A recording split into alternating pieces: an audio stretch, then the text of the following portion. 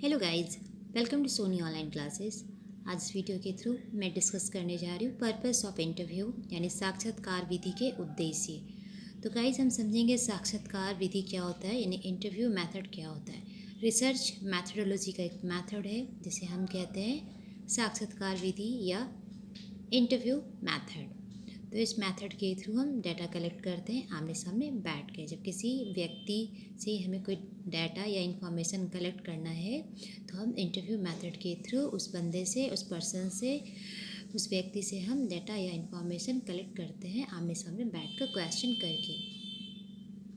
तो फिर हम समझेंगे कि ये साक्षात्कार विधि यानी कि इंटरव्यू जो मेथड है इसका इम्पॉर्टेंस क्या है, इसका पर्पस क्या है, उसका उद्देश्य क्या है किसी भी रिसर्च करने में यानी फील्ड एरिया में, फील्ड वर्क में ये किस तरह से अपना इम्पॉर्टेंट रोल प्ले करता है, इसका क्या क्या कॉन्ट्रीब्यूशन है। सो गाइस, साक्षात्कार विधि यानी कि इंटरव्यू मेथड, इसके मेनली जो है वो 2 पर्पसेस है यानी मुख्य 2 उद्देश्य होते हैं।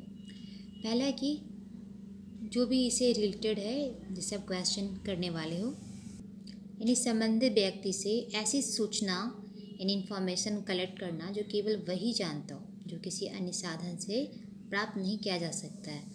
एंड दूसरा क्या है, तो इस बात का अध्ययन करना कि कोई व्यक्ति विशेष परिस्थिति में किस प्रकार का शारीरिक व्यवहार करता है यानी फिजिकल जो उसके जो बिहेवियर है वो किस तरह का है, वो किस तरह से अपना हाव भाव आपके सामने व्यक्त कर रहा है। तो पहला जो उद्देश्य है उसको पूर्ति करने के लिए साक्षात्कार कोई विषय चुन लेता है एंड साक्षात्कार दाता उससे संबंधित घटनाओं, भावनाओं, प्रतिक्रियाओं का वर्णन करता है।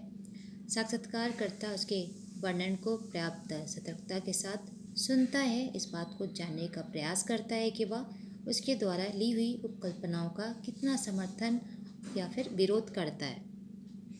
दूसरा इसका जो उद्देश्य है उस उद्देश्य की पूर्ति में साक्षात्कारकर्ता का ध्यान दी जाने वाली सूचना की अपेक्षा साक्षी की रुचि यानी उसके इंटरेस्ट और उसके हाव भाव की ओर अधिक केंद्रित होता है। यहाँ पर अनुसंधानकर्ता का कार्य समाज शास्त्री की अपेक्षा सामाजिक मनोवैज्ञानिक अधिक होता है। उसका ध्यान घटनाओं की अपेक्षा उसकी वर्णन शैली, उसके साथ होने वाले परिवर्तनों पर अधिक केंद्रित रहता है।